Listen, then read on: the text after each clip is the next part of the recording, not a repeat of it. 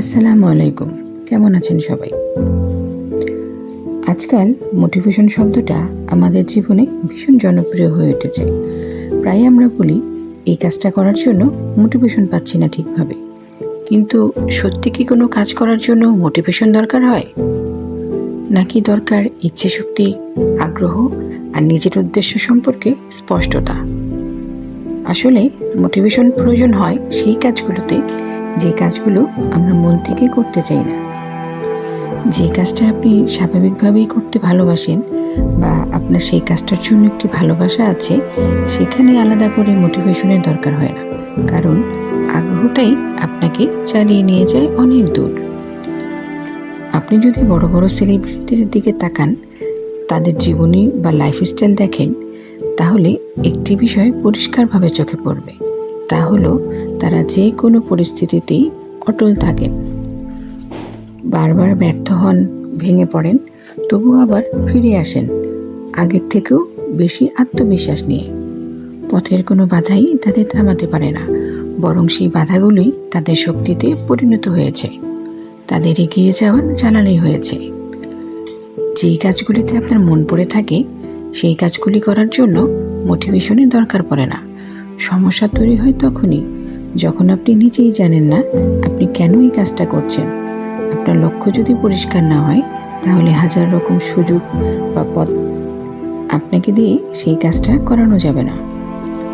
আপনি শুধু অজুহাত খুঁজবেন, এড়িয়ে যাবেন সেই কাজটাকে, নিজেকে বোঝাবেন আজ না, কাল থেকে করব। কোনো কাজ করার জন্য মোটিভেশন নয়, দরকার সেই কাজের প্রতি আগ্রহ, দরকার কাজের প্রতি ভালোবাসা, আর দরকার একনিষ্ঠতা, যা আপনাকে ক্লান্তির মধ্যেও এগিয়ে নিয়ে যেতে শেখায়। মোটিভেশন সে তো একটি সাময়িক ব্যাপার, কিন্তু উদ্দেশ্য আর ভালোবাসা থাকলে তা আপনাকে শেষ পর্যন্ত পৌঁছে দেয়। একজন শিক্ষক বলতেন, জীবনে যা কিছুই করো না কেন, নিজের সুখের চাবিকাঠি অন্যের হাতে তুলে দিও না। কখনোই কারো ওপরে এত নির্ভরশীল হবে না যে তার সামান্য অবহেলাতেই তোমার মন খারাপ হয়ে যায়, বিশেষ করে মানসিকভাবে। তোমার মন খারাপ? তাহলে তোমার যেটা ভালো লাগে সেটাই করো। প্রয়োজনে পবিত্র গ্রন্থ পড়ো, কোনো গান শোনো, নিজের জন্য এক কাপ ধোয়া ওঠা চা বানাও, বিকালের মিষ্টি রোডে আপন মনে হাঁটো, কিংবা প্রিয় কোনো লেখকের বইয়ে ডুব দাও। যদি কোনো সৃজনশীলতা থাকে, তবে সেটাই হোক তোমার সঙ্গী। অন্যকে ব্যঙ্গ করে স্ট্যাটাস দেওয়া, নিজের দুঃখ দুর্বলতা সবার সামনে প্রকাশ করা, এগুলো কোনো পরিণত মানসিকতার পরিচয় নয়।